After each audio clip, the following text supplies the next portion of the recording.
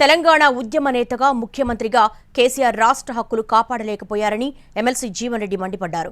Sileru power ప్రాజెక్టుతో పాటు భద్రాచలానికి చెందిన 7 మండలాలు కోల్పోయామన్నారు.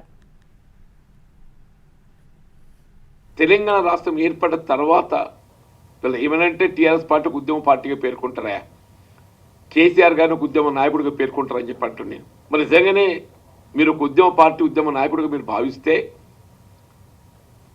ఇలా తెలంగాణ రాష్ట్ర ఏర్పడ్డ తదుపరి ఒక ముఖ్యమంత్రి ఏదైతుందో తెలంగాణ హక్కులు పరిరక్షించలేకపోయింది మీరని చెప్పంటున్నా. మీరు ముఖ్యమంత్రిగా బాధ్యత చెప్పిన తర్వాత సీలేరు పవర్ ప్రాజెక్టే మనం కోల్పోయినాం. భద్రాచలం చెందినటువంటి ఒక 7 మండలాలు కోల్పోయినని చెప్పంటున్నాను.